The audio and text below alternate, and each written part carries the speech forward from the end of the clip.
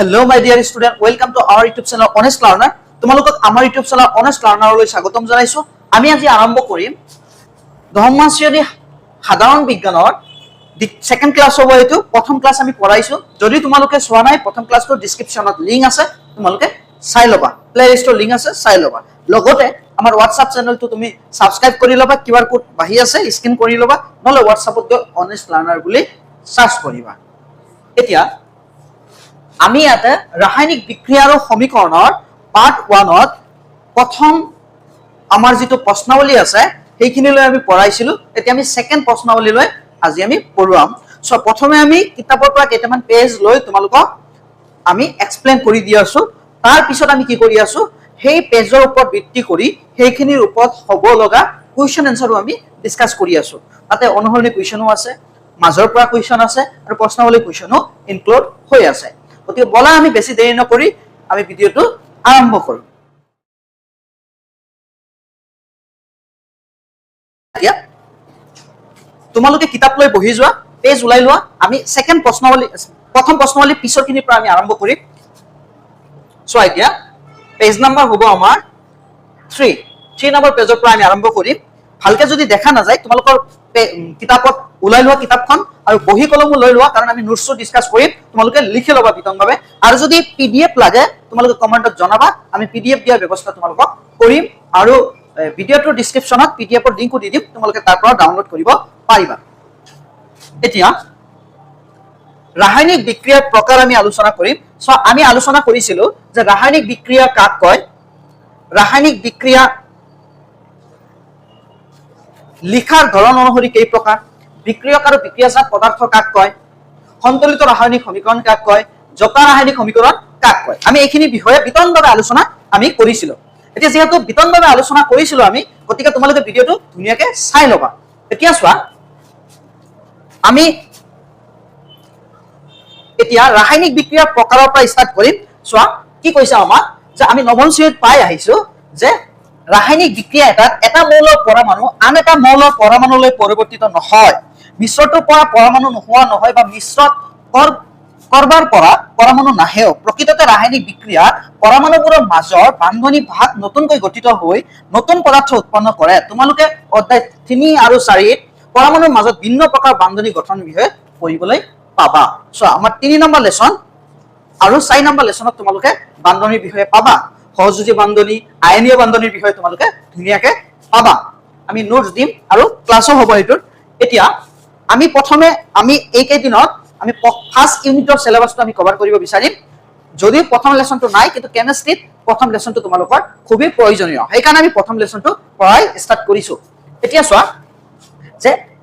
ৰাসায়নিক বিক্ৰিয়াৰ প্ৰকাৰ, আমি প্ৰথম প্ৰকাৰ কি পালো, সংযোজন বিক্ৰিয়া। চোৱা কম্বাইনেশন বিক্ৰিয়া, সংযোজন মানে হ'ল জইন কৰা। কি কৈছে চোৱা, ক্যালসিয়াম ইয়াতে কাৰ্যকলাপ এটা দিছে। কি কাৰ্যকলাপ, প্ৰতিটো কাৰ্যকলাপৰ পৰা আমি কোৱেশ্চন তোমালোকৰ লগত ডিসকাস কৰিম। চোৱা এতিয়া এটা বিকাৰত অলপমান ক্যালসিয়াম অক্সাইড বা পুৰাচুন লোৱা, ইয়াত লাহে লাহে পানী যোগ কৰা, দেখুৱাৰ দৰে বিকাৰটো চুই চোৱা উষ্ণতা কিবা পৰিৱৰ্তন অনুভৱ কৰিছানে। চোৱা তোমাৰ ঘৰতো কৰিব পাৰা এইটো, যে অলপমান গিলাস এটাত পানী লৈ অলপ দূৰত কৰিবা, যাতে তোমাৰ সেফটি লৈ কৰিবা। এতিয়া চূণ অলপ দি দিলা, পানীত চূণ অলপ দি দিলা, পুৰা চূণ যেটো ক্যালসিয়াম অক্সাইড বুলি কয়। দিয়াৰ লগে লগে ক্যালসিয়াম অক্সাইডে কি কৰিব, ক্যালসিয়াম অক্সাইডে পানীৰ লগত বিক্ৰিয়া কৰি কি উৎপন্ন কৰিব, ক্যালসিয়াম হাইড্ৰক্সাইড উৎপন্ন কৰিব। আৰু লগতে কি উৎপন্ন কৰিব, তাপ উৎপন্ন কৰিব, গৰম লাগিব। সেইকাৰণে সচৰাচৰ আমি এইটো দূৰত ৰাখো, যাতে আমাৰ কি নহয়, ক্ষতি নহয়। এটা আমাৰ যাতে কোনো ধৰণৰ ক্ষতি কৰিব নোৱাৰে। এতিয়া চোৱা যে ক্যালসিয়াম অক্সাইড পানীৰ সৈতে তীব্ৰভাৱে বিক্ৰিয়া কৰি শীতলিত চূণ ক্যালসিয়াম হাইড্ৰক্সাইড উৎপন্ন কৰে। এই বিক্ৰিয়াত ক্যালসিয়াম অক্সাইড আৰু পানী সংযোজিত হৈ এটা মাত্ৰ বিক্ৰিয়াজাত পদাৰ্থ ক্যালসিয়াম হাইড্ৰক্সাইড উৎপন্ন কৰিছে। এনেকুৱা এটা বিক্ৰিয়াক য'ত দুই বা ততোধিক বিক্ৰিয়কে লগ হৈ এটা মাত্ৰ বিক্ৰিয়াজাত পদাৰ্থ উৎপন্ন কৰে, তাকে সংযোজন বিক্ৰিয়া বুলি কোৱা হয়। সংযোজন বিক্ৰিয়া কাক বোলে, চোৱা ইয়াতে বিক্ৰিয়ক কেইটা, দুটা। বিক্ৰিয়ক কেইটা, দুটা। বিক্ৰিয়ক দুটা। বিক্ৰিয়াজাত পদাৰ্থ কেইটা, বিক্ৰিয়াজাত পদাৰ্থ, চোৱা বিক্ৰিয়াজাত পদাৰ্থ এটা। মানে দুই বা ততোধিক দুটাতকৈ বেছি বিক্ৰিয়কে দুই বা ততোধিক বিক্ৰিয়কে কি কৰে লগ হৈ এটা মাত্ৰ বিক্ৰিয়াজাত পদাৰ্থ উৎপন্ন কৰাকে কি বুলি কোৱা হয় সংযোজন বিক্ৰিয়া বুলি কোৱা হয় যেনেকৈ চোৱা কাৰ্বন আৰু অক্সিজেন লগ হৈ কাৰ্বন ডাই অক্সাইড এইটো এটা সংযোজন বিক্ৰিয়া আৰু এটা মনত ৰাখিবা যে সংযোজন বিক্ৰিয়াত সদায় তাপ কি হয় উৎপন্ন হ'ব পাৰে সংযোজন বিক্ৰিয়া চোৱা এতিয়া নেক্সট পেজ চোৱা 6 নম্বৰ পেজৰ পৰা আমি ষ্টাৰ্ট 6 নম্বৰ পেজ দে 3 নম্বৰ পেজ নহয় 6 নম্বৰ পেজ 7 নম্বৰ পেজ চোৱা মই 3 নম্বৰ পেজ কৈছিলো আমাৰ পিপিটিৰ 3 নম্বৰ পেজ এনে 6 নম্বৰ পেজ এটো চোৱা 7 নম্বৰ পেজ চোৱা চোৱা তোমালোকে জানানে কি কৈছে জানোনে নাই চোৱা আমাৰ কি হয়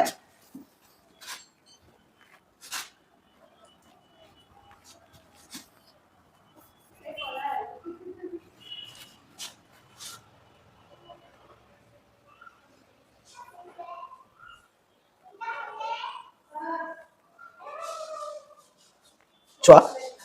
অলপ দেখা নাযাব পাৰে তাতে এইখিনিত অলপ আমি যেতিয়া তোমাৰ পিপিটি পৰা স্ক্ৰিনশ্বট কৰিছো তেতিয়া মানে অলপ ৰাখি গৈছে গতিকে তুমি কিতাপত চাই লোৱা তোমাৰ কিতাপত চোৱা কি লিখা আছে যে বিক্ৰিয়া আমাৰ যেটো বিক্ৰিয়া উৎপন্ন হৈছে হিটিলিত চূণ চোৱা হিটিলিত চূণৰ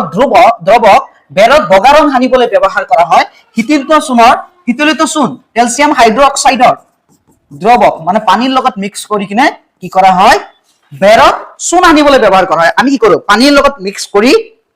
আমি কি কৰো বেৰত চূণ আনো বেৰত কি কৰো চূণ আনো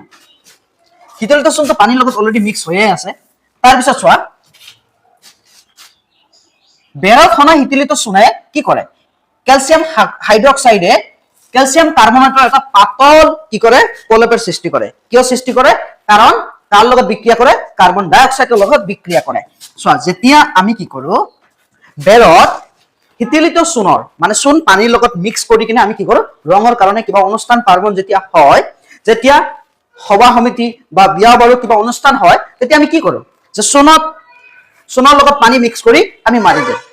আৰু তেতিয়া কি হয় কাৰ্বন ডাই অক্সাইডৰ লগত ক্যালসিয়াম হাইড্ৰক্সাইডে কি কৰে বিক্ৰিয়া কৰে ক্যালসিয়াম হাইড্ৰক্সাইডে বিক্ৰিয়া কৰে কৰি কিনে কি উৎপন্ন কৰে ক্যালসিয়াম কাৰ্বনেট লগতে পানী উৎপন্ন কৰে ক্যালসিয়াম কাৰ্বনেট আৰু কি উৎপন্ন কৰে পানী উৎপন্ন কৰে আৰু এই ক্যালসিয়াম কাৰ্বনেটৰ তৰফৰ কাৰণে কি হৈ থাকে চিকমিকাই থাকে যে বেৰখন কি হয় চূণ হানিলে চিকমিকাই কোৱেশ্চন হ'ব পাৰে যে বেৰত চূণ হানিলে কিয় চিকমিকাই আকৌ কৈ আছো বেৰত হনা হিটিলিত চূণে ক্যালসিয়াম হাইড্ৰক্সাইডে বায়ুত থকা কাৰ্বন ডাই অক্সাইডৰ লগত বিক্ৰিয়া কৰি ক্যালসিয়াম কাৰ্বনেটৰ এটা পাতল তৰফ কি কৰে উৎপন্ন কৰে আৰু সেই তৰফটোৰ কাৰণে কি হয় স্তৰটোৰ কাৰণে কি হয় চিকমিকাই থাকে মানে চাউতে ভাল লাগে বগা কালাৰ এটা চিকমিকাই থাকে তেনেকে তাৰ পিছত চোৱা যে কয়লাৰ দহনত কি বিক্ৰিয়া হয় carbon plus oxygen gas carbon dioxide এটা আমি বহুতবাৰ পাইছো carbon oxygen carbon dioxide যে খৰি চৰি আমি যেতিয়া জ্বলাও তেতিয়া এই কাৰ্বন ডাই অক্সাইড গেছটো কি হয় উৎপন্ন হয় তাৰ পিছত পানীৰ গঠনত যেতিয়া আমি পানীটো গঠন কৰো তেতিয়া যথেষ্ট তাপ উৎপন্ন হয় হাইড্ৰোজেন আৰু অক্সিজেন মিক্স হৈ কি উৎপন্ন হয় ওয়াটাৰ পানীত চোৱা হাইড্ৰোজেনৰ অণু হাইড্ৰোজেন কেইটা আছে দুটা ইয়াতো দুটা অক্সিজেন কেইটা আছে দুটা ইফালে অক্সিজেন এটা গতিকে আমি দুই দিব লাগে অক্সিজেন কেইটা হৈ গল দুটা সন্তুলন কৰা যোৱা ভিডিঅত আমি শিকাইছিলো যোৱা ক্লাছত আমি সন্তুলন কৰাটো শিকাইছিলো চোৱা অক্সিজেন দুটা হৈ গল এটো দুই হয় অক্সিজেন দুটা হৈ গল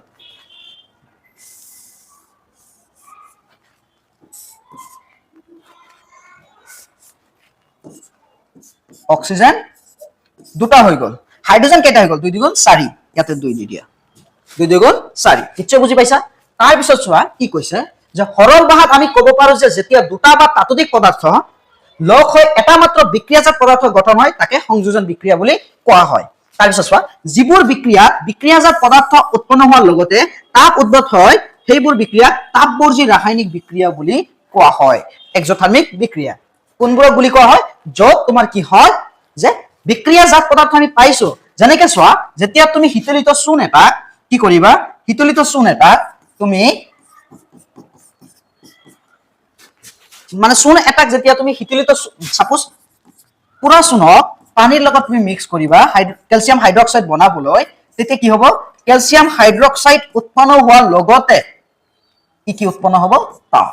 যথেষ্ট তাপ উৎপন্ন হয়। আৰু এনেকুৱা বিক্ৰিয়াক কি বুলি কোৱা হয়, তাপবৰ্জী বিক্ৰিয়া। যেনেকে তুমি দহন কৰিলা, দহন কৰাৰ ফলত কি উৎপন্ন হয়, খৰি দহন কৰিলা বা কয়লা দহন কৰিলে কাৰ্বন ডাই অক্সাইড আৰু তাপ উৎপন্ন হয়। দহন কৰিছা মানে তাপ উৎপন্ন হ'বই। আৰু ঠিক তেনেকৈ শীতলিত চূণক যদি কাৰ্বন ডাই অক্সাইডৰ লগত বিক্ৰিয়া হয়, তেতিয়া কেলছিয়াম কাৰ্বনেট ৱাটাৰ আৰু তাপ উৎপন্ন হয়। তাপ ইয়াতে ইমান উৎপন্ন নহয়, কিন্তু এইটো উৎপন্ন হয়, যাৰ কাৰণে চিকমিকাই থাকে। কেলছিয়াম কাৰ্বনেটৰ তৰল উৎপন্ন হোৱাৰ কাৰণে চিকমিকাই থাকে। তাপবৰ্জী বিক্ৰিয়া গম পাইছা নাই? আমি যে উশাহ নিশাহ লওঁ নহয়, শ্বসনকো তাপবৰ্জী বিক্ৰিয়া বুলি কোৱা হয়। চ' ইয়াত লিখা আছে। আৰু প্ৰাকৃতিক গেছৰ দহন, চোৱা মিথেন, প্ৰাকৃতিক gas methane CH4 plus oxygen plus আমাৰ কি হ'ব, CO2 প্লাছ 2H2O। চোৱা CH4 প্লাছ O2 যে প্ৰাকৃতিক গেছৰ দহনত অক্সিজেনৰ লগত দহন হৈ মিথেনে কি উৎপন্ন কৰিছে, কাৰ্বন ডাই অক্সাইড আৰু পানী উৎপন্ন কৰিছে। ইয়াতে চাবা, সন্তুলনটো শিকাই দিম মই তোমাক। ইয়াত চোৱা, পানী উৎপন্ন হৈছে, কাৰ্বন ডাই অক্সাইড আৰু পানী উৎপন্ন হৈছে। এতিয়া চোৱাচোন, অক্সিজেন কেইটা আছে, ইয়াত দুটা আৰু এটা, কেইটা হ'ল, তিনিটা হ'ল। তুমি তিনিটা থাকিব নোৱাৰে, চাৰিটা থাকিব লাগিব, তুমি চাৰিটা বনাই লোৱা। 2 দিয়াৰ লগে লগে 4টা হৈ গ'ল। ইয়াতে 2 দিয়াৰ লগে লগে অক্সিজেন কেইটা হৈ গ'ল, 4টা হৈ গ'ল, অক্সিজেন হৈ গ'ল। কিন্তু হাইড্ৰজেন কেইটা হ'ল চোৱা, 2 2 4, ইয়াতো 4টা, কাৰ্বন এটা, ইয়াতো কাৰ্বন এটা, মানে সন্তুলন হৈ গ'ল। নিশ্চয় বুজি পাইছা? এতিয়া চোৱা, তাৰপিছত তোমালোকে জানানে, শ্বসনো এটা তাপবৰ্জী বিক্ৰিয়া। আমি যে উশাহ নিশাহ লওঁ, যদি কাৰোবাৰ উশাহ নিশাহ এনেকে চেক কৰা, অলপ গৰম অনুভৱ হয়, আৰু ইয়াকে কি বুলি কোৱা হয়, তাপবৰ্জী বিক্ৰিয়া, য'ত তাপ উৎপন্ন হয়। চোৱা, আমি সকলোৱে জানো যে জীয়াই থাকিবলৈ আমাক শক্তিয়ে লাগে। আমি এই শক্তি খাদ্যৰ পৰা পাওঁ। আমি এই শক্তি ক'ৰ পৰা পাওঁ, খাদ্যৰ পৰা পাওঁ। হজম প্ৰক্ৰিয়াত খাদ্য বস্তু সৰল পদাৰ্থলৈ ভাগি যায়। উদাহৰণস্বৰূপে চাউল, আলু, ৰুটিত কাৰ্বহাইড্ৰেট থাকে। এই কাৰ্বহাইড্ৰেটবোৰ গ্লুক'জলৈ ভাঙি যায়। যে আমি যিবোৰ খাদ্য খাওঁ, ভাত, ৰুটি, আলু, এইবোৰত যথেষ্ট পৰিমাণে কি থাকে, কাৰ্বহাইড্ৰেট থাকে। আৰু কাৰ্বহাইড্ৰেট কি হয়, ভাঙি গৈ শক্তিলৈ পৰিৱৰ্তন হয়। কাৰ সহায়ত ভাঙে চোৱা, যে এই গ্লুকোজ আমাৰ দেহৰ কোষত অক্সিজেনৰ সৈতে লগ হৈ আৰু শক্তিৰ যোগান ধৰে। এই বিক্ৰিয়াত বিহে নামটো হ'ল শ্বসন। শ্বসন বিক্ৰিয়া কাক কয়, তোমালোকে 6 নম্বৰ লেচনত পাবা। কিছুমান স্কুলত এতিয়া 6 নম্বৰ লেচন ষ্টাৰ্ট কৰিছে চাগে, আমি ষ্টাৰ্ট কৰিম কেইদিনমান পিছত। এইটো লেচন শেষ হ'লে আমি কেমিষ্ট্ৰি 5 নম্বৰ লেচন পঢ়াম, তেতিয়া তাৰপিছত 6 নম্বৰ লেচন ষ্টাৰ্ট কৰিম। চোৱা কি হয়, যে আমি খাদ্যবস্তু খোৱাৰ পিছত যিবোৰত কাৰ্বহাইড্ৰেট থাকে, আমি কি কৰোঁ, এইবোৰ গ্লুকোজলৈ পৰিৱৰ্তন কৰোঁ। আৰু গ্লুকোজলৈ পৰিৱৰ্তন কৰি আমাৰ দেহত শক্তি প্ৰদান কৰা হয়। আৰু এই প্ৰক্ৰিয়াটোকে কি বুলি কোৱা হয়, শ্বসন।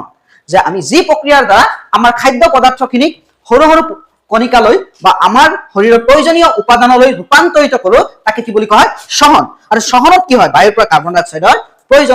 অক্সিজেনৰ প্ৰয়োজন হয়, আৰু আমি কাৰ্বন ডাই অক্সাইড বাহিৰলৈ ওলাই দিওঁ। শ্বসনত কি প্ৰয়োজন হয়, শ্বসনত অক্সিজেনৰ প্ৰয়োজন হয়,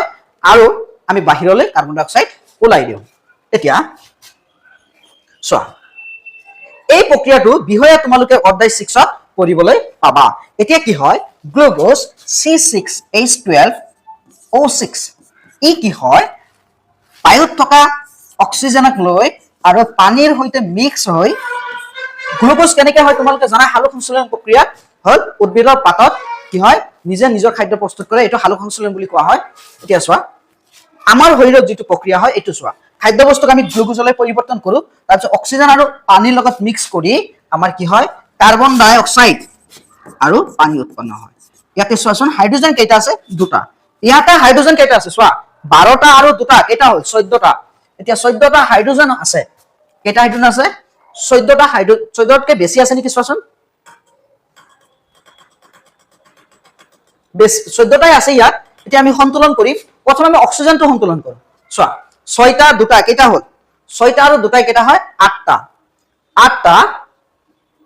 প্ৰথমে কাৰ্বনক লোৱাচোন, কাৰ্বন 6টা আছে, ইয়াতে কাৰ্বন কেইটা আছে, এটা,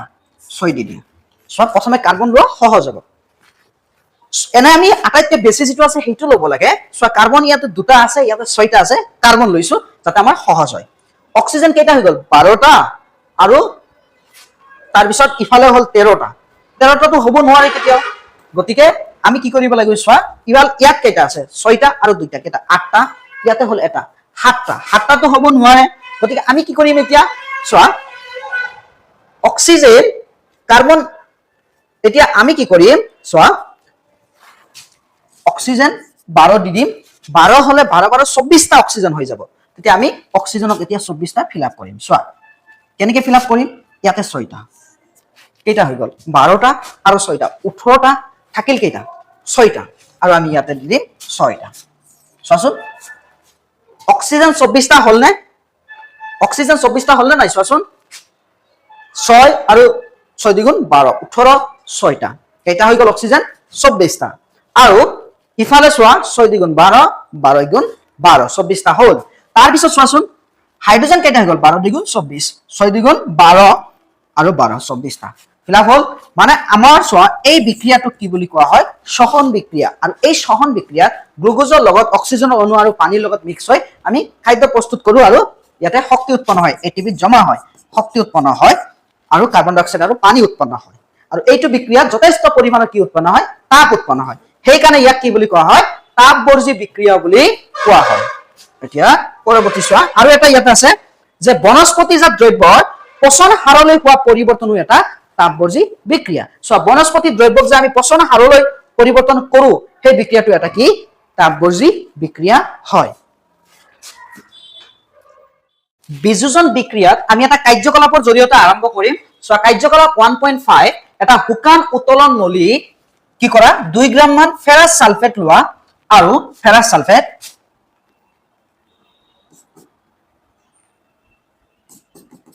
FeSO4 ফেৰাছ সালফেট লোৱা FeSO4 ফেৰাছ সালফেট কি কৰিছা তুমি এটা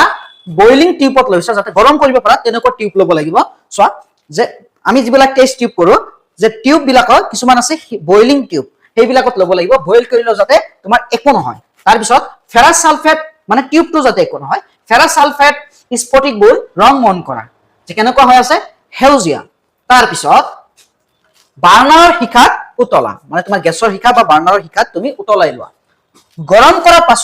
পাছত স্ফটিকবোৰৰ ৰংটো মন কৰাচোন সো ফেৰাছ সালফেট হেউজিয়া ৰংটো যেতিয়া তুমি তাক গৰম কৰিবা তাপ দিয়াৰ লগে লগে এই তাপটো শোষণ কৰিব কৰি কিনে ferric oxide plus sulphur dioxide plus sulphur trioxide উৎপন্ন কৰিব আৰু এই বিক্ৰিয়াত মাত্ৰ বিক্ৰিয়ক পদাৰ্থ এটাই একাধিক সৰল বিক্ৰিয়াজাত পদাৰ্থলৈ ভাগি গৈছে এইটো এটা বিযোজন বিক্ৰিয়া তাপ দিলে ফেৰাছ সালফেটৰ স্ফটিক পানী হেৰুৱাই স্ফটিকৰ ৰঙৰ পৰিৱৰ্তন ঘটে তাৰ পাছত ই ferric oxide sulphur dioxide sulphur ট্ৰাই অক্সাইডলৈ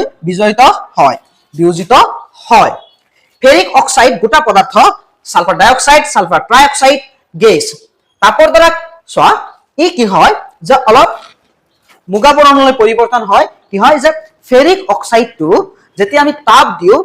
যেতিয়া ফেৰাছ সালফেটক আমি যেতিয়া তাপ দিও তেতিয়া ফেৰিক অক্সাইড হয় অলপ কালাৰটো চেঞ্জ হৈ যায় হেউজিয়া থাকে সালফেটটো কিন্তু তাৰ পিছত কালাৰটো চেঞ্জ হয় মুগা বৰ্ণ হৈ যায় তাৰ পিছত sulphur dioxide sulphur trioxide উৎপন্ন হয় তাৰ পিছত চোৱা আমি এনেকুৱা কৰিব পাৰো যে ক্যালসিয়াম কাৰ্বনেটক আমি তাপ দিলো ক্যালসিয়াম কাৰ্বনেটক কি কৰিলো তাপ দিয়াৰ লগে লগে ই calcium oxide plus carbon dioxide হৈ যাব আৰু ইয়াকো চোৱা ইয়াতে এটা বিক্ৰিয়কে দুই বা ততোধিক বিক্ৰিয়াজাত পদাৰ্থ উৎপন্ন কৰিছে ইয়াতো এটা বিক্ৰিয়কে দুই বা ততোধিক বিক্ৰিয়াজাত পদাৰ্থ উৎপন্ন কৰিছে যি বিক্ৰিয়াত এটা বিক্ৰিয়কে দুই বা ততোধিক বিক্ৰিয়াজাত পদাৰ্থ উৎপন্ন কৰে তাকে কি বুলি কোৱা হয় বিযোজন বিক্ৰিয়া বুলি কোৱা হয় সংযোজন বিক্ৰিয়াটো আছিল যে যি বিক্ৰিয়াত এটা মাত্ৰ বিক্ৰিয়ক দুই বা ততোধিক বিক্ৰিয়কে এটা মাত্ৰ বিক্ৰিয়াজাত পদাৰ্থ উৎপন্ন কৰে সেইটো আছিল সংযোজন বিক্ৰিয়া আৰু বিযোজন বিক্ৰিয়াটো হল যি বিক্ৰিয়াত এটা মাত্ৰ বিক্ৰিয়কে দুই বা ততোধিক বিক্ৰিয়াজাত পদাৰ্থ উৎপন্ন কৰে হেয়ে সংযোজন বিক্ৰিয়া বিযোজন বিক্ৰিয়াৰ বিপৰীত বোলা হয় সো যি বিক্ৰিয়া বিযোজন বিক্ৰিয়া তাপ প্ৰয়োগ কৰা হয় ইয়াতে তাপ প্ৰয়োগ কৰিছো নহয় এইবিলাক বিক্ৰিয়া কোৱা হ'ব তাপীয় বিযোজন বিক্ৰিয়া তাপীয় বিযোজন বিক্ৰিয়া যি বিযোজন বিক্ৰিয়া তাপ প্ৰয়োগ কৰি কৰা হয় তাক বিযোজন বিক্ৰিয়া কি বুলি কোৱা হয় তাপীয় বিযোজন বিক্ৰিয়া বোলা হয় আৰু এটা কাৰ্যকলাপ আছে চোৱা এটা উতলা নলীত 2 গ্ৰাম মান লেড নাইট্ৰেট পাউডাৰ লোৱা এডাল চেপেনাৰ উতলা নলীটো ধৰা এডাল চেপেনাৰে উতলা নলীটো ধৰা আৰু ইয়াক চিত্ৰ 1.5ত দেখুৱাৰ দৰে দেখা নাযাব পাৰে তোমালোকে কিতাপত চাই লোৱা দেখুৱাৰ দৰে শিখাৰ ওপৰত ধৰি গৰম কৰা কি দেখিলা কিবা পৰিৱৰ্তন হলনে চোৱা কি কৰা তোমাক কৈছে লেড নাইট্ৰেটৰ পাউডাৰ লৈ কিনে তুমি ধৰা এনেকে কি উৎপন্ন হ'ব চোৱা নলীটোৰ পৰা মুগা বৰণীয় ধোঁৱা নিৰ্গত হোৱা দেখিবা এই ধোঁৱা নাইট্ৰজেন ডাই অক্সাইডৰ সংগঠিত হোৱা বিক্ৰিয়াটো হ'ল চোৱা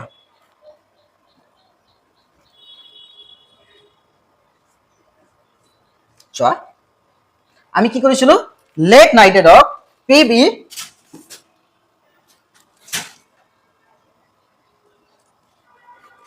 লেড নাইট্ৰেটক PbNO3 লেড নাইট্ৰেটক আমি কি কৰিছিলো তাপ দিছিলো তাপ দিয়াৰ ফলত চোৱা আমাৰ কি হ'ব তাপ দিয়াৰ লগে লগে লেড অক্সাইড তাৰ পিছত নাইট্ৰজেন ডাই অক্সাইড তাৰ পিছত অক্সিজেন গেছ চোৱা যেতিয়া আমি লেড নাইট্ৰেটক কি কৰিম বাৰ্ণাৰত লৈ তাপ দিম তাপ দিয়াৰ লগে লগে কি উৎপন্ন হ'ব লেড অক্সাইড নাইট্ৰজেন ডাই অক্সাইড আৰু অক্সিজেন গেছ উৎপন্ন হ'ব এতিয়া ইয়াতে চোৱা তাপ দিয়াৰ ফলত তাপটো ই শোষণ কৰিছে কৰাৰ ফলত এটা বিক্ৰিয়কে দুই বা ততোধিক বিক্ৰিয়াজাত পদাৰ্থ উৎপন্ন কৰিছে আৰু ইয়াক কোৱা হয় সেই কাৰণে বিযোজন বিক্ৰিয়া ইয়াতে কি বিক্ৰিয়া বিযোজন বিক্ৰিয়া আৰু ইয়াতে যেহেতু তাপটো শোষণ হৈছে তাপটো শোষণ হোৱাৰ কাৰণে ইয়াক কি বুলি কোৱা হয় এইটো তাপ হয় তাপ শোষণ হোৱাৰ কাৰণে এইটো বিক্ৰিয়াক কোৱা হয় তাপগ্ৰাহী বিক্ৰিয়া বা তাপ শোষণ বিক্ৰিয়া চোৱা এতিয়া আৰু এটা চোৱা আমাক কি কৈছে চোৱাচোন কাৰ্যপত্ৰ কাৰ্যকলাপ 1.7 সো এটা প্লাষ্টিকৰ মগ লোৱা এটা প্লাষ্টিকৰ কি লোৱা মগ লোৱা মগটোৰ তলিত দুটা ফুটা কৰি বৰফৰ দুটা ঠিলা লগোৱা কি কৰা যে দুটা ফুটা কৰি দুটা ঠিলা লগোৱাৰ পিছত 1.6 ত দেখুৱাৰ দৰে চিত্ৰ 1.6 গাঁৱৰ চিত্ৰ দেখা পাইছা তো দেখুৱাৰ দৰে ঠিলা দুটাৰে কাৰ্বনৰ দুডাল তড়িত তাঁৰ সোমাই লোৱা মানে কাৰেন্ট পাস কৰিব পাৰা দণ্ড সোমাই লোৱা যেনেকে বেটাৰী বিলাকত থাকে নহয় টৰ্চৰ বেটাৰী বিলাক ঘড়ীৰ বেটাৰী বিলাক তেনেকুৱা দণ্ড লৈ লোৱা গ্ৰাফাইটৰ বা কাৰ্বনৰ তাৰ পিছত তড়িত তাঁৰ দুডাল 6 ভোল্টৰ এটা বেটাৰী হৈতে সংযোগ কৰা বেটাৰী কানেক্ট কৰি দিয়া যে তড়িত তাঁৰ দুডাল ডুব যোৱাকৈ মগটোত পানী ভৰোৱা মানে যে আমাৰ যেটো কাৰেন্ট পাসিংৰ কাৰণে আমি যেটো কি কৰিছো প্ৰথমে বৰফ লৈছো তাৰ পিছত আমি কি কৰিছো তাতে তড়িত দিছো মানে কাৰেন্ট পাসিং কৰিব পৰা কাৰ্বনৰ দণ্ড লৈছো তাতে পানী ফিল আপ কৰি দিয়া পানী ভৰ্তি কৰি দুটা পৰীক্ষণ লোৱা আৰু ইহত কাৰ্বনৰ তড়িত তাঁৰ দুডালৰ ওপৰত উবৰিয়াই ৰাখা টেষ্ট টিপৰে ৰাখিব দিছে সুইচ টিপি ৰবটৰ মাজেৰে বিদ্যুৎ প্ৰবাহ হ'বলৈ দিয়া আৰু হজলটো কিছু সময় লৰচৰ নোহোৱাকৈ থাকিবলৈ দিয়া তোমালোকে তড়িত তাঁৰ দুডালত গেছৰ বুৰবুৰণি ওলোৱা দেখা পাবা এই গেছে পৰীক্ষা নল দুটাত পানী অপসাৰিত কৰে পৰীক্ষা নল দুটাত সংগ্ৰহ কৰা গেছৰ আয়তন একেনে পৰীক্ষা নল দুটা গেছৰ পূৰ্ণ হোৱাৰ পাছত সাৱধানেৰে আঁতৰাই আনা জ্বলন্ত এডাল মম বেলেগ পৰীক্ষা নল দুটাৰ মুখত ধৰি পৰীক্ষা নল দুটাত থকা গেছ দুটা পৰীক্ষা কৰা চোৱা এটোৰ বিষয়ে আমাৰ কোৱেশ্চন আছে পিছত আমি পাম এইটো আমাক কোৱেশ্চন কৰিছে এটোৰ বিষয়ে আমি পাম যে আমাক 1.3 1.7 কাৰ্যকলাপৰ এটা কোৱেশ্চন আছে আমি চাম চোৱা তাৰ পিছত 1.8 চোৱা এখন চিনামাটিৰ থাল লোৱা সিলভাৰ ক্লোৰাইডৰ ৰং দিয়া কিছু সময়ৰ বাবে চিনামাটিৰ থালখন সূৰ্যৰ পোহৰত ৰাখা সো আগৰ কাৰ্যকলাপটো আমাক কৈছে কি যে প্ৰথমে কি কৰা এটা মগত দুটা ফুটা কৰি ৰবৰৰ দুটা ঠিলা লগোৱা ৰবৰৰ ঠিলা লগাই লোৱা তাৰ পিছত কি কৰা ৰবৰৰ ঠিলা লগাই কিনা তুমি কি কৰা তাতে কাৰ্বনৰ দণ্ড লগাই লোৱা দণ্ড লগাই তাৰে কাৰেন্ট পাস কৰি দিয়া দুইটাতে তুমি কি কৰা টেস্টি কৰে ঢাকি ৰাখাৰ ফলত তোমাৰ কি হ'ব গেছ উৎপন্ন হ'ব দুটা গেছ উৎপন্ন হ'ব তুমি মম জ্বলাই কিনে গেছ দুটা পৰীক্ষা কৰা এতিয়া চোৱা যদি এটো বহুত কেয়াৰফুলি কৰিবা তুমি ঘৰত একদম নকৰিবা এটো যদি তোমাৰ স্পষ্ট সুবিধা আছে তুমি কৰিবা চোৱা তেতিয়া কি গেছ উৎপন্ন হ'ব কবাচোন তুমি আমি ইয়াত ডিসকাস কৰিম আমাৰ তাত এটো কোৱেশ্চনটো আহে পৰীক্ষাত কেতিয়াবা আমি ডিসকাস কৰিম চোৱা নেক্সট আৰু এটা চাম আমি কাৰ্যকলাপ 1.8 চোৱা এখন চিনামাটিৰ থাল লোৱা আৰু তাতে সিলভাৰ ক্লোৰাইড দিয়া Ag দিয়া ওপৰৰ কাৰ্যকলাপত নাইট্ৰজেন আৰু হাইড্ৰজেন গেছৰ আমি আবিৰ্ভাৱ পাম পিছত আমি আলোচনা কৰিম এটো 1.8 চোৱা কাৰ্যকলাপ যে তাতে সিলভাৰ ক্লোৰাইড AgCl সিলভাৰ ক্লোৰাইডক আমি কি কৰিছো ৰদত থৈছো ৰদত থোৱাৰ ফলত কি হ'ব সূৰ্যৰ পোহৰত থোৱাৰ ফলত সূৰ্যৰ ৰশ্মি বা পোহৰ থোৱাৰ ফলত কি হ'ব সিলভাৰ ক্লোৰাইড ভাঙি যাব ক্লোৰাইড প্লাস সিলভাৰ হৈ যাব ক্লোৰিন গেছ প্লাস সিলভাৰ হৈ যাব বা সিলভাৰ প্লাস ক্লোৰিন গেছ হৈ যাব এটাৰ পৰা দুই বা ততোধিক বিক্ৰিয়াজাত পদাৰ্থ উৎপন্ন হ'ব আৰু ইয়াতে সিলভাৰ ক্লোৰাইডৰ যেটো বৰণ আছিল কি বৰণ আছিল যে ইয়াৰ বৰণ আছিল কি যে সিলভাৰ ক্লোৰাইডৰ বৰণ আছিলে বগা বগা কালাৰ আছিলে আৰু ই মটিয়া কালাৰ হৈ যাব গ্ৰে কালাৰ হৈ যাব সিলভাৰ ক্লোৰাইডৰ কি বৰণ আছিল মটিয়া বগা বৰণৰ পৰা ই কি বৰণলৈ হৈ যাব আমাৰ মটিয়া বৰণ হৈ যাব বগা বৰণৰ পৰা সিলভাৰ ক্লোৰাইডৰ বৰণ আছিল বগা বগাৰ পৰা কি হৈ যাব মটিয়া হৈ যাব মটিয়া হৈ সিলভাৰ আৰু ক্লোৰিন গেছ উৎপন্ন কৰিব আৰু এইটো এটা বিযোজন বিক্ৰিয়া আৰু এই বিযোজন বিক্ৰিয়া সূৰ্যৰ পোহৰৰ দ্বাৰা সূৰ্য শক্তিৰ দ্বাৰা হৈছে বিদ্যুতৰ দ্বাৰা বিযোজন বিক্ৰিয়া কৰিব পাৰি নেক্সট সো সিলভাৰ ব্ৰমাইডে একে ধৰণৰ বিক্ৰিয়া কৰে সিলভাৰ ব্ৰমাইড AgBr যদি সূৰ্যৰ পোহৰ লাগে সূৰ্যৰ পোহৰ তাৰ পিছত কি হয় সিলভাৰ প্লাস ব্ৰমিন অক্সাইড ব্ৰমিন উৎপন্ন হয় সন্তুলন কৰিব পৰা ব্ৰমাইড দুটা আছে দুই দি দিয়া সিলভাৰ কেইটা হৈ গল দুটা দুই দি দিয়া এতিয়া চাবা যে এই বিক্ৰিয়াটো সমূহ কলা বগা ফটোগ্ৰাফিত ব্যৱহাৰ কৰা হয় এইটো হল বিযোজন বিক্ৰিয়া আৰু ইয়াতে তাপ কি কৰিছে শোষণ হৈছে তাপগ্ৰাহী বিক্ৰিয়াও হয় আৰু তাপগ্ৰাহী বিক্ৰিয়া এইটো এই বিক্ৰিয়াটো সিলভাৰ ব্ৰমাইডত সূৰ্যৰ পোহৰ দিলে সিলভাৰ আৰু ব্ৰমাইডলৈ পৰিৱৰ্তন হয় আৰু এইটো হল কি বিক্ৰিয়া এইটো হল তাপগ্ৰাহী আৰু বিযোজন বিক্ৰিয়া বা তাপীয় বিযোজন বিক্ৰিয়া আৰু এই বিক্ৰিয়াটো কলা বগা ফটোগ্ৰাফিত ব্যৱহাৰ কৰা হয় কোৱেশ্চন আহিব পাৰে যে কলা বগা ফটোগ্ৰাফিত ব্যৱহাৰ কৰা বিক্ৰিয়াটো লিখা কলা বগা ফটোগ্ৰাফিত ব্যৱহাৰ কৰা বিক্ৰিয়াটো হল যে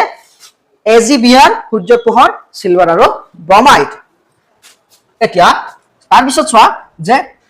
আমি দেখিছো যে পদাৰ্থৰ বিযোজন বিক্ৰিয়াবোৰত তাপ পোহৰ বা বিদ্যুৎ শক্তিৰ প্ৰয়োজন হয় তাপ পোহৰ আৰু কিহৰ প্ৰয়োজন হয় বিদ্যুৎ শক্তি তাপৰ দ্বাৰা বিযোজন বিক্ৰিয়া ঘটায় যে তাপৰ দ্বাৰা হয় কেনেকৈ আমি পাইছিলো নহয় ক্যালসিয়াম কাৰ্বনেটক তাপ দিলে ক্যালসিয়াম অক্সাইড আৰু কাৰ্বন ডাই অক্সাইড গঠন হয় তাপৰ দ্বাৰা সূৰ্যৰ পোহৰৰ দ্বাৰাটো পালোৱে বিদ্যুতৰ দ্বাৰাও হয় পানীক যদি আমি বিদ্যুৎ বিশ্লেষণ কৰো তা হাইড্ৰোজেন গেছ আৰু অক্সিজেন গেছ উৎপন্ন হ'ব সো অক্সিজেন দুটা আছিল অক্সিজেন দুটা বনাই দিছো হাইড্ৰোজেন চাৰিটা হৈ গল দুই দি দিয়া হাইড্ৰোজেন চাৰিটা তাৰ পিছত চাবা যে যিবোৰ বিক্ৰিয়াত শক্তি হোহিত হয় সবতে শক্তি হোহন হৈছে নহয় তাপ শক্তি হোক বিদ্যুৎ শক্তি হোক সূৰ্যৰ পোহৰ হোক এই বিক্ৰিয়াবোৰক তাপগ্ৰাহী বিক্ৰিয়া বুলি কোৱা হয় চোৱা যি বিক্ৰিয়া বিক্ৰিয়াজাত পদাৰ্থ উৎপন্ন হোৱাৰ লগতে তাপ শোষণ হয় তাক কি বুলি কোৱা হয় তাপবৰ্জী বিক্ৰিয়া বুলি তাপগ্ৰাহী বিক্ৰিয়া বুলি কোৱা হয় আৰু যত তাপ বিক্ৰিয়াজাত পদাৰ্থ উৎপন্ন হোৱাৰ লগতে তাপ উৎপন্ন হয় তাক কি বুলি কোৱা হয় তাপবৰ্জী বিক্ৰিয়া সংযোজন বিক্ৰিয়াবিলাক সচৰাচৰ তাপবৰ্জী হয় আৰু বিযোজন বিক্ৰিয়াবোৰ সচৰাচৰ কি হয় তাপগ্ৰাহী বিক্ৰিয়া হয় সো এতিয়া আমি কি কৰিম ডাইৰেক্ট এতিয়া আমি যেটো আমি প্ৰশ্নাৱলী পাইছো এইখিনিলৈ আমাৰ কিতাপৰ পৰা পেজ লোৱা আছে আমি এইখিনিয়ে ডিসকাস কৰি এতিয়া আমি ডাইৰেক্ট নোটছলৈ গুচি যাম সো এইখিনি পেজৰ ভিতৰত এই প্ৰশ্নাৱলী লৈ যিখিনি আমাৰ কোৱেশ্চন হ'ব এতিয়া আমি ডিসকাস কৰিম সো 24 লৈ আমি ডিসকাস কৰিছো যদি তোমালোকে চোৱা নাই চাই লবা সো এতিয়া 25 নম্বৰ চোৱা বিক্ৰিয়া কৰাৰ ধৰণ অনুসৰি ৰাসায়নিক বিক্ৰিয়া বা সমীকৰণ কেই প্ৰকাৰ আৰু কি কি সো বিক্ৰিয়া কৰাৰ ধৰণ অনুসৰি ৰাসায়নিক সমীকৰণ বা বিক্ৰিয়া কেই প্ৰকাৰ 6 প্ৰকাৰ বা 5 প্ৰকাৰন এক নম্বৰ হল সংযোজন বিক্ৰিয়া আকৌ কৈ আছো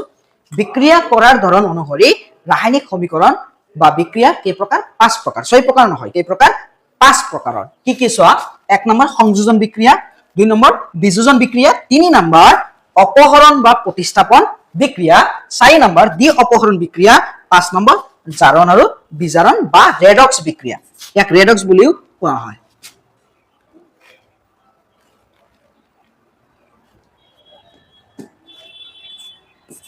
ইয়াক ৰেডক্স বুলিও কোৱা হয় সো ইয়াক কি বিক্ৰিয়া বুলি কোৱা হয় ৰেডক্স বিক্ৰিয়া বুলিও কোৱা হয় তাৰ পিছত চোৱা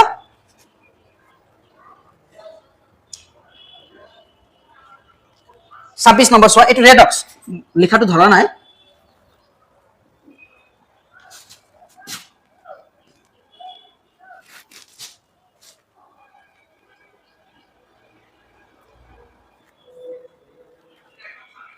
ৰেডক্স বিক্ৰিয়া বা ৰেডক্স বিক্ৰিয়া, এইটো ৰেডক্স বিক্ৰিয়া বুলিও কোৱা হয়। তাৰপিছত 26 নম্বৰ সংযোজন বিক্ৰিয়া সংজ্ঞা দিয়া বা সংযোজন বিক্ৰিয়া কাক বোলে, সংযোজন বিক্ৰিয়া কি, কুৱেশ্যন এনেকুৱা আহিব পাৰে যে সংযোজন বিক্ৰিয়া বুলিলে কি বুজা, উদাহৰণ দিয়া। আমি পালো কি চোৱা যে সাপোজ হিতেলিত পুৰাচুন মানে কেলছিয়াম অক্সাইডক আমি কি কৰিলো পানীৰ লগত মিক্স কৰিলো, তেতিয়া কি হয় হিতেলিত চুন উৎপন্ন হয়, লগতে তাপ উৎপন্ন হয়। যে দুই বা ততোধিক বিক্রিয়কে এটা মাত্র বিক্রিয়া জাত পদার্থ উৎপন্ন করে তাকে কি বুলি কোৱা হয়, সংযোজন বিক্ৰিয়া বুলি কোৱা হয়। আৰু এক্সাম্পল লিখি লোৱা। নেক্সট হয় এতিয়া 27 নম্বৰ কোৱেশ্চন চোৱা।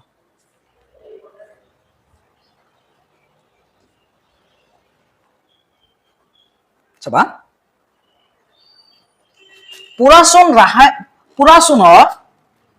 পুৰাচুনৰ ৰাসায়নিক নাম আৰু সংকেত লিখা। পুৰাচুনৰ কি লিখিব লাগে, আৰুটো এনেকুৱা হ'ব লাগিছিল কিন্তু পিপিটি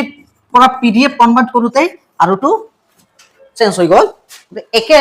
মিনিংটো চোৱা, পুৰাচুনৰ ৰাসায়নিক নাম আৰু সংকেত লিখা। পুৰাচুনৰ ৰাসায়নিক নাম কি, কেলছিয়াম অক্সাইড, আৰু সংকেত হ'ল CaO লিখাই আছে।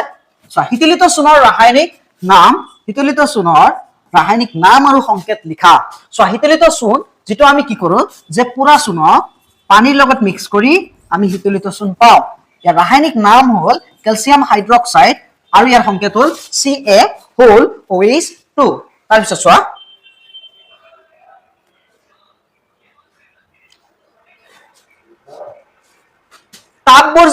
তাপবৰ্জী ৰাসায়নিক বিক্ৰিয়া কাক বোলে, অলপ আগতে গম পালো যে যিবোৰ বিক্ৰিয়াজাত পদাৰ্থ উৎপন্ন হয়। চোৱা ইয়াতে বিক্ৰিয়াজাত পদাৰ্থ উৎপন্ন হৈছে, হোৱাৰ পিছতো কি উৎপন্ন হৈছে, তাপ উৎপন্ন হৈছে। আৰু যিবোৰ বিক্ৰিয়াজাত পদাৰ্থ উৎপন্ন হোৱাৰ লগতে কি উৎপন্ন হ'ব, তাপ উৎপন্ন হ'ব, তাকে কি বুলি কোৱা হয়, তাপবৰ্জী বিক্ৰিয়া। তাৰপিছত চাবা 29 দুবাৰ হৈ গৈছে, এইটো 29A দিয়া আৰু এইটো 29B। নেক্সট ওয়ান, এটা বিকাৰত কি কৰা, চোৱা 29B এইটো। এটা বিকাৰত অলপমান কেলছিয়াম অক্সাইড বা পুৰাচুন লোৱা, যেটো আমাৰ কাৰ্যকলাপ আছিলে। ইয়াত লাহে লাহে পানী যোগ কৰা, কেলছিয়াম অক্সাইড লৈ কি কৰা, পুৰাচুন লৈ পানী যোগ কৰা, লাহে লাহে পানী যোগ কৰা। পানী যোগ কৰাৰ ফলত যে সংঘটিত হোৱা ৰাসায়নিক বিক্ৰিয়াটো প্ৰকৃতি আৰু বিক্ৰিয়াটো লিখা। চোৱা ইয়াতে কি হৈছে, দুটা পদাৰ্থই এটা পদাৰ্থ উৎপন্ন কৰিছে, কেলছিয়াম হাইড্ৰক্সাইড। সেইকাৰণে ই সংযোজন বিক্ৰিয়া। দুই বা ততোধিক পদাৰ্থই এটা মাত্ৰ বিক্ৰিয়াজাত পদাৰ্থ উৎপন্ন কৰাৰ কাৰণে তাক সংযোজন বিক্ৰিয়া বুলি কোৱা হয়। ই বিযোজন বিক্ৰিয়া নহয়, নহয়। কি বিক্ৰিয়া এইটো, ই সংযোজন বিক্ৰিয়া। ক্লিয়াৰ যে এটা পৰীক্ষণৰ বা এটা বিকাৰত আমি কেলছিয়াম অক্সাইড লৈ তাতে পানী যোগ কৰিছো, লাহে লাহে কি উৎপন্ন হৈছে, কেলছিয়াম হাইড্ৰক্সাইড। কি বিক্ৰিয়া হয়, সংযোজন বিক্ৰিয়া। বিযোজন বিক্ৰিয়া নহয়, কাৰণ দুটাৰ পৰা এটা উৎপন্ন হৈছে, এটাৰ পৰা দুটা উৎপন্ন হলে বা তাতকে বেছি হলে বিযোজন হয়। ই কি বিক্ৰিয়া, সংযোজন বিক্ৰিয়া। আৰু ইয়াত যথেষ্ট তাপ উৎপন্ন হোৱাৰ কাৰণে ই তাপবৰ্জী বিক্ৰিয়া, মানে সংযোজন প্লাস তাপবৰ্জী বিক্ৰিয়া। সংযোজন বিক্ৰিয়া প্লাস তাপবৰ্জী বিক্ৰিয়া। আৰু ইয়াত চোৱা সংঘটিত হোৱা বিক্ৰিয়াটো হ'ল CaO plus H2O, carbon Ca whole OH2 plus তাপবৰ্জী। এই বিক্ৰিয়াটো প্ৰকৃতি কি, তাপবৰ্জী। আৰু ইয়াত কি উৎপন্ন হ'ব, যে কেলছিয়াম হাইড্ৰক্সাইড উৎপন্ন হ'ব।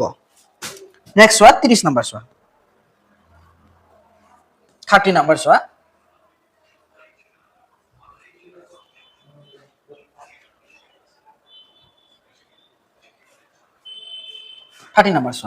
কয়লাৰ দহনত সংঘটিত হোৱা ৰাসায়নিক বিক্ৰিয়াটোৰ প্ৰকৃতি আৰু বিক্ৰিয়াটো লিখা। কয়লাৰ দহনত আমি গম পালো যে কাৰ্বনক যেতিয়া অক্সিজেনৰ উপস্থিতিত জ্বলাও তেতিয়া কাৰ্বন ডাই অক্সাইড উৎপন্ন হয় আৰু যথেষ্ট তাপ উৎপন্ন হয়। যথেষ্ট তাপ উৎপন্ন হোৱাৰ কাৰণে ই হ'ল তাপবৰ্জী বিক্ৰিয়া। বিক্ৰিয়াৰ প্ৰকৃতি হ'ল তাপবৰ্জী। লগতে তুমি আৰু এটা লিখিব পাৰা যে দুই বা ততোধিক পদাৰ্থই এটা মাত্ৰ বিক্ৰিয়াজাত পদাৰ্থ উৎপন্ন কৰিছে, সেইকাৰণে সংযোজন বিক্ৰিয়া। কি বিক্ৰিয়া, সংযোজন বিক্ৰিয়া। তাপবৰ্জি আৰু সংযোজন বিক্ৰিয়া ইয়াৰ প্ৰকৃতি তুমি তাপবৰ্জিও দিব পাৰা সংযোজনো দিব পাৰা আমি ইয়াতে কি দিছো তাপবৰ্জি বিক্ৰিয়া তাপবৰ্জি বা সংযোজন বিক্ৰিয়া তাৰ পিছত চোৱা বিক্ৰিয়াটো হল লিখি দিছো আমি সন্তুলিত আছে পানীৰ গঠনত সংঘটিত হোৱা ৰাসায়নিক বিক্ৰিয়াটো লিখা ৰাসায়নিক বিক্ৰিয়াটো ৰটো নহব এটো বিক্ৰিয়াটো লিখা চোৱা ৰাসায়নিক বিক্ৰিয়াটো হল কি হ'ব বিক্ৰিয়াটো চোৱা যে পানীৰ গঠনত হাইড্ৰোজেন গেছ আৰু অক্সিজেন গেছ লগ হৈ পানী উৎপন্ন হয় লগতে তাপ উৎপন্ন হয় ইয়াতে চোৱা অক্সিজেন আছে এটা কিন্তু বাওফালে আছে দুটা দুই দি দিয়া অক্সিজেন কেইটা হল দুটা 2 দ্বিগুণ 4 হাইড্ৰোজেন কেইটা হৈ গল চাৰিটা ইয়াতে দুই দি দিয়া হাইড্ৰোজেন কেইটা হৈ গল চাৰিটা তাৰ পিছত চাবা প্ৰাকৃতিক গেছৰ দহনত সংঘটিত হোৱা বিক্ৰিয়াটো লিখা এটো তোমালোকে হোমৱৰ্ক কৰিবা মই কৈ দিম কমেন্টত বিক্ৰিয়াটো লিখিব নোৱাৰিবা ট্ৰাই কৰিবা হোমৱৰ্ক কৰিবা এটো তোমালোকে চোৱা মই দেখাই দি আছো প্ৰাকৃতিক গেছৰ দহনত সংঘটিত হোৱা বিক্ৰিয়াটো কি আছে যে মিথেনে কি কৰে চোৱা বায়ুত থকা অক্সিজেনৰ লগত বিক্ৰিয়া কৰি কি উৎপন্ন কৰে বায়ুত থকা অক্সিজেনৰ লগত বিক্ৰিয়া কৰি কাৰ্বন ডাই অক্সাইড প্লাস পানী উৎপন্ন কৰে সন্তুলন কৰা অক্সিজেন দুটা আছে চাৰিটা বনাই লোৱা চাৰিটা হৈ গল ইয়াতে দুই দি দিয়া চাৰিটা হৈ যাব হৈ গল অক্সিজেন তিনটা আছিল ইয়াতে দুই দিয়া লগে লগে চাৰিটা হৈ গল বেজুৰ আছিল জোৰ বনাই ললো 2 দ্বিগুণ 4 ইফালে চোৱা হাইড্ৰোজেন চাৰিটা ইয়াতে চাৰিটা কাৰ্বন এটা তাৰ পিছত চোৱা সহনত সংঘটিত হোৱা ৰাসায়নিক বিক্ৰিয়াটো লিখা বিক্ৰিয়াটো গমে পাইছা আমি অলপ আগতে ডিসকাস কৰিলো সহনক এটা তাপবৰ্জি বিক্ৰিয়া বুলি কিয় বিবেচনা কৰা হয় ব্যাখ্যা কৰা এটো আমি অলপ আগতে ডিসকাস কৰিছো যে চোৱা সহনত কোষৰ ভিতৰত অক্সিজেনৰ উপস্থিতিত গ্লুকোজৰ জাৰণ ঘটে যাৰ ফলত কাৰ্বন ডাই অক্সাইড পানী আৰু শক্তি নিৰ্গত হয় কাৰ্বন ডাই অক্সাইড পানী আৰু কি উৎপন্ন হয় শক্তি উৎপন্ন হয় এই প্ৰক্ৰিয়া জীৱদেহত গ্লুকোজ ভাঙি প্ৰচুৰ পৰিমাণে তাপ শক্তি উৎপন্ন হয় হেহে সহনক তাপবৰ্জি বিক্ৰিয়া বুলি বিবেচনা কৰা হয় যে সহনত যেতিয়া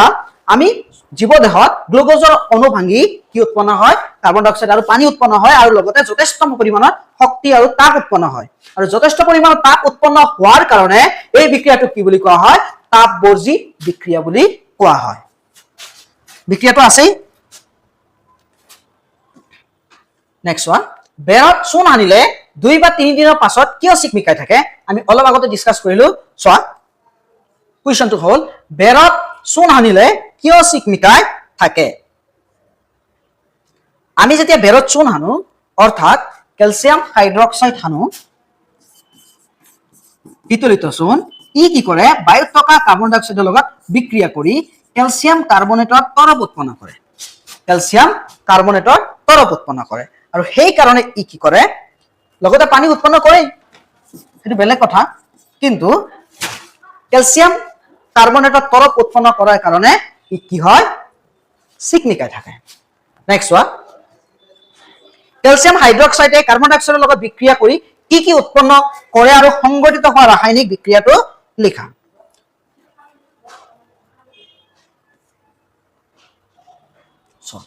ক্যালসিয়াম হাইড্ৰক্সাইডে কাৰ্বন ডাই অক্সাইডৰ লগত বিক্ৰিয়া কৰি ক্যালসিয়াম কাৰ্বনেট আৰু পানী উৎপন্ন কৰে বনস্পতিজাত দ্ৰব্যৰ পচন হাৰলৈ হোৱা পৰিৱৰ্তনত সংঘটিত হোৱা বিক্ৰিয়াটোৰ প্ৰকৃতি কি তাপবৰ্জি এটো কি হয় আমি অলপ আগতে পালো কিতাপত যে ই তাপবৰ্জি হয় বিক্ৰিয়াটো নেক্সট 38 নম্বৰ বিযোজন বিক্ৰিয়া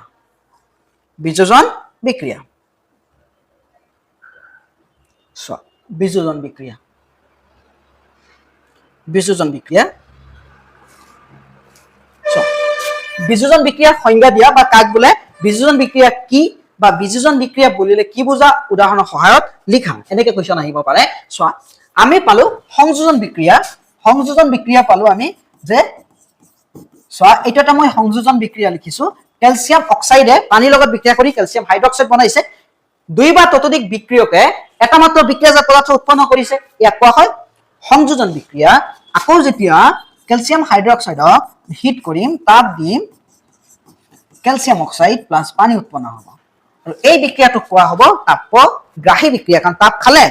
আৰু যেহেতু এটা বিক্ৰিয়কে দুই বা ততোধিক বিক্ৰিয়াজাত পদাৰ্থ উৎপন্ন কৰিছে সেই কাৰণে ইয়াক কোৱা হ'ব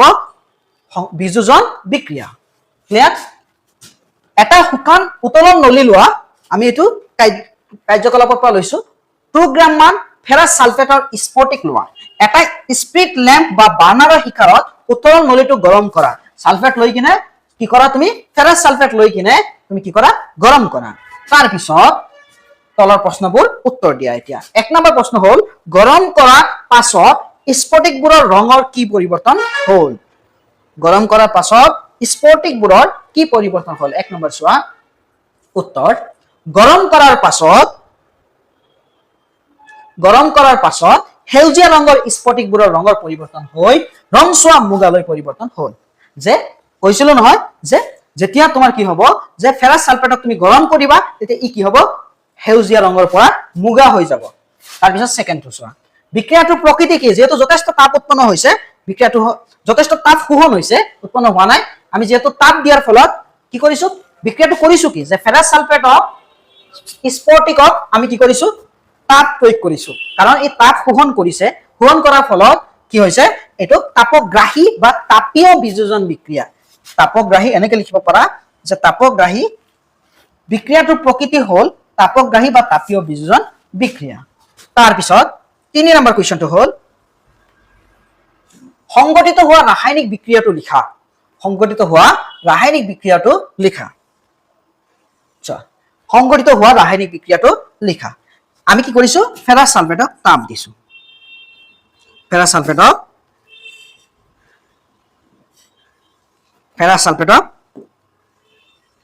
তাপ দিছো তাপ দিয়াৰ ফলত ফেৰিক অক্সাইড আৰু সালফাৰ ডাই অক্সাইড আৰু সালফাৰ ট্ৰাই অক্সাইড পাইছো এটি হল বিক্ৰিয়া তাৰ পিছত বিক্ৰিয়াটো কি ঊৰ্ধ্বগামী গেছ উৎপন্ন হৈছে ইয়াতে সালফাৰ ডাই অক্সাইড আৰু সালফাৰ ট্ৰাই অক্সাইড উৎপন্ন হৈছে বিক্ৰিয়াটো সালফাৰ ডাই অক্সাইড আৰু সালফাৰ ট্ৰাই অক্সাইড ঊৰ্ধ্বগামী গেছ উৎপন্ন হৈছে নেক্সট কোৱেশ্চন চোৱা তাপীয় বিযোজন বিক্ৰিয়া কাক বোলে উদাহৰণ দিয়া চোৱা সাপোজ মই কি কৰিছো ক্যালসিয়াম হাইড্ৰক্সাইডক তাপ প্ৰয়োগ কৰিছো কৰাৰ ফলত ক্যালসিয়াম অক্সাইড প্লাস পানী উৎপন্ন হৈছে এই বিক্ৰিয়াটোত চোৱা আমি তাপ দিয়াৰ ফলত বিযোজন বিক্ৰিয়া সংঘটিত হৈছে বিযোজন বিক্ৰিয়া কাক কয় যি ক্ৰিয়াত এটা মাত্ৰ বিক্ৰিয়কে দুই বা ততোধিক বিক্ৰিয়া জাত পদাৰ্থ উৎপন্ন কৰে তাক কি বুলি কয় বিযোজন বিক্ৰিয়া আৰু সেই বিযোজন বিক্ৰিয়াটোত আমি কি কৰিছো তাপ প্ৰয়োগ কৰিছো আৰু সেই কাৰণে এই বিযোজন বিক্ৰিয়া কি বুলি কোৱা হ'ব তাপীয় বিযোজন বিক্ৰিয়া এয়া তাপ দিলে 2 গ্ৰাম ফেৰাছ সালফেট স্ফটিকৰ বিযোজন গতি 1 গ্ৰাম গোটা অক্সাইড আৰু দুই ধৰণৰ গেছৰ উৎপন্ন হয় প্ৰয়োজনীয় ৰাসায়নিক বিক্ৰিয়াটো লিখা কি হয় 1 গ্ৰাম ফেৰিক অক্সাইড আৰু দুই ধৰণৰ গেছ এটা হল সালফাৰ ডাই অক্সাইড আৰু এটা হল সালফাৰ ট্ৰাই অক্সাইড উৎপন্ন হয় নেক্সট ওয়ান 42 নম্বৰ চোৱা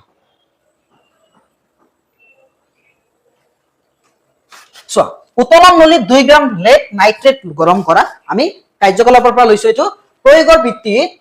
গৰম কৰাৰ পিছত প্ৰয়োগৰ ভিত্তি এতিয়া আমি কোৱেশ্চন বিলাকৰ এনসাৰ কৰিব লাগে ক নম্বৰ গৰম কৰাৰ পিছত কি পৰিৱৰ্তন লক্ষ্য কৰা যায় গৰম কৰাৰ পিছত নলীটোৰ পৰা মুগা বৰ্ণীয় ধোঁৱা উৎপন্ন হয় আৰু নলীৰ ভিতৰত হালধীয়া ৰঙৰ অৱশিষ্ট পদাৰ্থ দেখা যায় যেতিয়া আমি ক্ৰিয়াকলাপটো কৰিছিলো স্কুলত যদি তোমাৰ সুবিধা আছে প্ৰেক্টিকেল কৰি চাবা ঘৰত নকৰিবা কাৰণ সেফটিৰ কথা আছে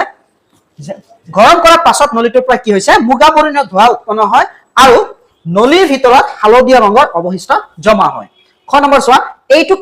কি ধৰণৰ ৰাসায়নিক বিক্ৰিয়া বা কিহৰ ৰাসায়নিক বিক্ৰিয়া এইটো হল তাপীয় বিযোজন বা তাপগ্ৰাহী বিক্ৰিয়া তাৰ পিছত সংঘটিত হোৱা বিক্ৰিয়াটো লিখিছো আমি যে লেড নাইট্ৰেটে লেড অক্সাইড আৰু নাইট্ৰজেন ডাই অক্সাইড আৰু অক্সিজেন গেছ উৎপন্ন কৰিছে উৎপন্ন হোৱা গেছৰ নাম কি নাইট্ৰজেন ডাই অক্সাইড গেছ আৰু অক্সিজেন গেছ উৎপন্ন হৈছে 43 নম্বৰ চোৱা এখন চিনামাটি থালত এটো কাৰ্যকলাপৰ পৰা লোৱা হৈছে 2 গ্ৰাম সিলভাৰ ক্লোৰাইড লোৱা আৰু ইয়াক সূৰ্যৰ পোহৰত ৰাখা কিছু সময় পিছত সিলভাৰ ক্লোৰাইডৰ ৰং কি হ'ব ক নম্বৰ উত্তৰ বগা ৰঙৰ সিলভাৰ ক্লোৰাইডৰ ৰং কি হৈ যাব মটিয়া ৰঙলৈ পৰিৱৰ্তন হ'ব তাৰপিছত কি প্ৰকাৰৰ বিক্ৰিয়া সংঘটিত হ'ব যেটো তাপ লৈছেহি তাপগ্ৰাহী বা তাপীয় বিযোজন কাৰণ তাপীয় বিযোজন কি হয় এটা বিক্ৰিয়কৰ পৰা দুই বা ততোধিক বিক্ৰিয়াজাত পদাৰ্থ উৎপন্ন হৈছে গতিকে বিযোজন বিক্ৰিয়া আৰু বিযোজন বিক্ৰিয়াটো তাপ প্ৰয়োগ কৰিছো সূৰ্যৰ পোহৰ সেই কাৰণে এটো হ'ব তাপীয় বিযোজন বিক্ৰিয়া তাৰ পিছত ওপৰৰ পৰ্যবেক্ষণ ৰাসায়নিক বিক্ৰিয়াটো লিখা যে সিলভাৰ ক্লোৰাইডক আমি সূৰ্যৰ পোহৰ দিছো তুমি ফুললি লিখিবা ইয়াত লিখাই আছে সিলভাৰ ক্লোৰাইড সিলভাৰ আৰু ক্লোৰিনলৈ পৰিৱৰ্তন হ'ল ক্লোৰিন দুটা 2 দিয়া সিলভাৰ দুটা 2 দিয়া এতিয়া চোৱা কলা বগা ফটোগ্ৰাফিত হোৱা ৰাসায়নিক বিক্ৰিয়াটো লিখা কি আছিল সিলভাৰ ব্ৰমাইড AgBr সূৰ্যৰ পোহৰ সিলভাৰ প্লাস ব্ৰোমিন চোৱা এটা 2 দি দিয়া এটা 2 ক্লিয়াৰ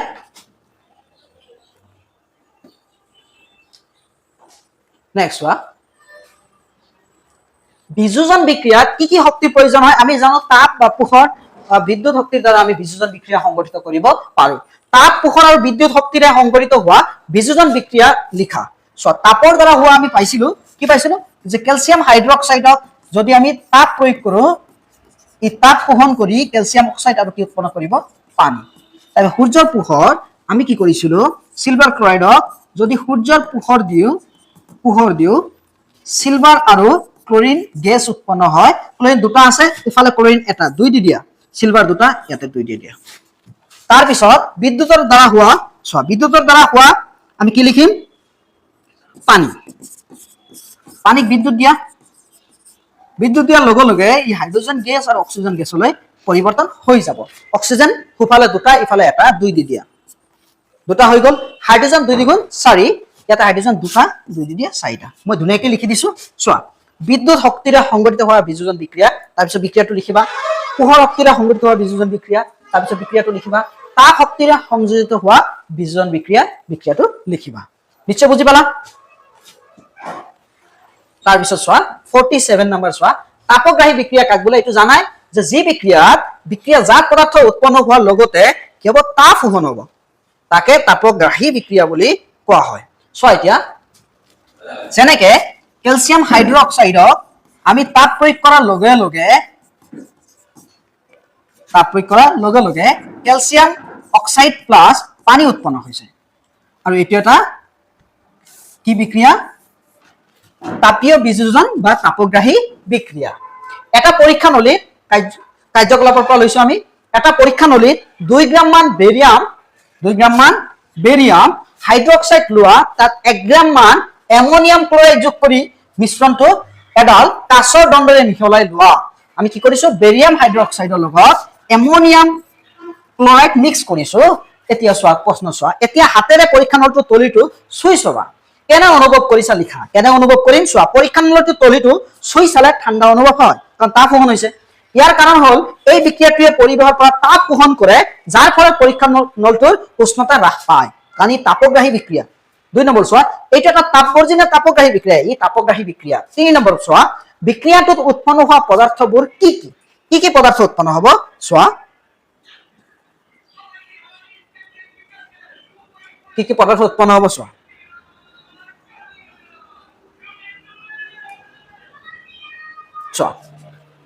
কি পদাৰ্থ উৎপন্ন হ'ব বিক্ৰিয়াটোত চোৱা বেৰিয়াম ক্লোৰাইড এমোনিয়াম গেছ আৰু পানী উৎপন্ন হয় বিক্ৰিয়াটোত সংগঠিত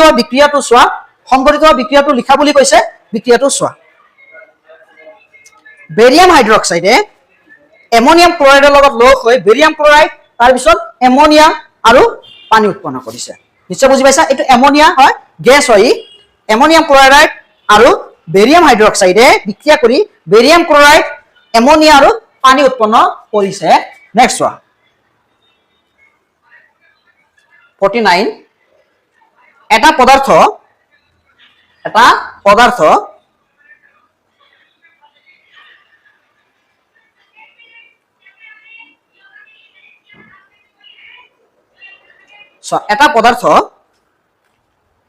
এক্সৰ দ্ৰৱক বগা ৰং সানিবলৈ ব্যৱহাৰ কৰা হয় পদাৰ্থ এক্সৰ নাম আৰু সংকেত লিখা চোৱা আৰু পানীৰ সৈতে পদাৰ্থ এক্সে কৰা বিক্ৰিয়াটো লিখা পদাৰ্থ এক্স আমি কি কৰিছো এক্স পানীৰ সৈতে মিক্স কৰি দ্ৰৱ বুলি কৈছো নহয় আমি কি কৰিছো বগা ৰং মানে ক্যালসিয়াম হাইড্ৰক্সাইড বনাইছো এতিয়ালে কি হ'ব এটো চোৱা এটো কি হ'ব ক্যালসিয়াম অক্সাইড আৰু ইয়াৰ সংকেত হ'ল CaO তাৰ পিছত পানীৰ সৈতে কৰা বিক্ৰিয়াটো আমি লিখিলো CaO যেটো পদাৰ্থ কি আছিল X plus H2O টাৰ্সিন CaOH2 next question চোৱা কাৰ্যকলাপ 1.7 ত কৈছিল নহয় যে এটো এটা যেতিয়া কাৰ্যকলাপটো বুজাইছিল তেতিয়া কোৱা হৈছিল যে ইয়াৰ পৰা এটা কোৱেশ্চন আহিব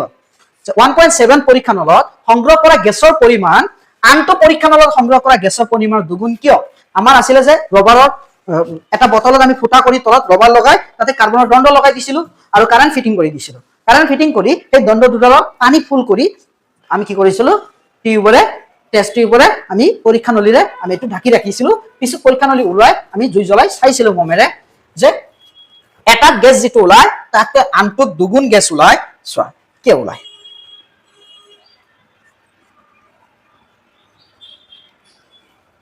বিক্রিয়াটো হল পানী বিদ্যুৎ দিয়াৰ লগে লগে হাইড্ৰোজেন আৰু অক্সিজেন গ্যাস উৎপন্ন হয় আৰু ইয়াতে সোয়া যেহেতু অক্সিজেন সিম্পল কথা সবা ইয়াতে যেতিয়া সোয়া পানী হাইড্ৰোজেন অক্সিজেন সবা hydrogen gas plus oxygen gas এতিয়া অক্সিজেন কেইটা আছে ইয়াত দুটা ইয়াতে সোয়া দুই দিয়াৰ লগে লগে অক্সিজেন কেইটা হৈ গল দুটা হৈ গল হাইড্ৰোজেন কেইটা হৈ গল চাইটা দুই দিয়াৰ লগে লগে সোয়া এতিয়া 1 মোল অক্সিজেন উৎপন্ন হৈছে 1 মোল 9 ত পাইছা ইয়াতে 2 মোল কি হৈছে হাইড্ৰোজেন উৎপন্ন হৈছে যেহেতু ইয়াৰ অনুপাত হল 2:1 হাইড্ৰোজেন হল দুটা আৰু অক্সিজেন হল এটা সেই কাৰণে ইয়াতে হাইড্ৰোজেন গ্যাস দুটা উৎপন্ন হৈছে অক্সিজেন গ্যাস এটা আৰু যাৰ কাৰণে হাইড্ৰোজেন গ্যাস পৰিমাণ অক্সিজেনৰ দুগুণ হয় আৰু সেই গ্যাসটোৰ নাম হল হাইড্ৰোজেন গ্যাস গতিকে তোমালোকে আমাৰ WhatsApp চেনেলত জয়েন হৈ লবা WhatsApp চেনেলত এই কাৰণে জয়েন হৈ লবা কাৰণ যেতিয়া ষ্টুডেন্ট বেছি হ'ব আমি লাইভ ক্লাস দিয়া ষ্টাৰ্ট কৰিম তোমালোকৰ ম্যাথ সায়েন্সৰ সলিউশন বিলা লাইভতে আমি ডিসকাস কৰিম কি ক'ত কি অসুবিধা পাইছা আমি 100% গাইড কৰিম তোমালোকক গতিকে আমাৰ চেনেলখন সাবস্ক্ৰাইব কৰি আৰু WhatsApp চেনেলটো জয়েন হৈ লবা লগতে লগৰীয়া বিলাকক শেয়াৰ কৰি দিবা আৰু কিবা অসুবিধা পালে কমেন্টত জনাবা সকলোৰে সুস্বাস্থ্য কামনা কৰি আজি আমি ক্লাসখন সমাপ্ত কৰিছো